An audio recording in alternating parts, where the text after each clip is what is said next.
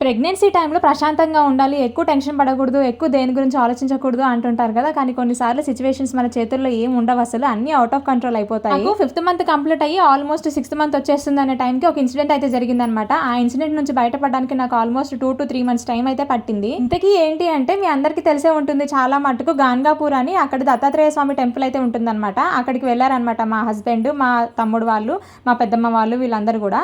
అయితే అక్కడికి ఎవరి పౌర్ణమికి కానీ అమావాస్యకి కానీ వెళ్తూ ఉంటారు. లైన్గా 3 months అయినా కంటిన్యూస్గా వెళ్ళాలన్నమాట.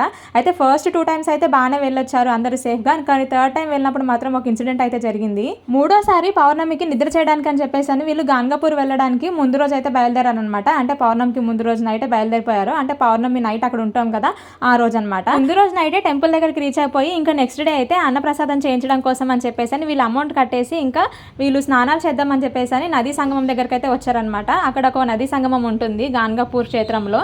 అక్కడికి వచ్చేసి వీళ్ళందరూ కూడా నది స్నానం చేసేసి మళ్ళీ దర్శనం కోసం అయితే వెళ్దామని అనుకున్నారు. కానీ ఇంతలోనే మా లైఫ్లో అసలు మేము మర్చిపోలేని పెద్ద తీరని లోటైన ఒక పెద్ద ఇన్సిడెంట్ అయితే జరిగింది.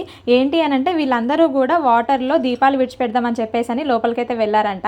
అయితే అప్పుడు ఏం జరిగిందంటే, వాటర్ ఫ్లో అనేది సడన్గా ఎక్కువ అవ్వడం స్టార్ట్ అయింది. అది వీళ్ళు గమనించుకోలేదు. వాటర్ ఫ్లో ఎక్కువైపోతుందని వీళ్ళు గమనించి వీళ్ళు అలర్ట్ అయ్యే లోపే, కళ్ళు మూసి తెరిచే లోపే, రెప్పపాటు క్షణం లోపే మా అన్నయ్య అయితే ఒకరు అందులో కొట్టుకుపోయారు. ఏం జరిగింది, ఎలా జరిగింది అనేది నెక్స్ట్ వీడియోలో చెప్తాను. సబ్స్క్రైబ్ చేసుకోండి.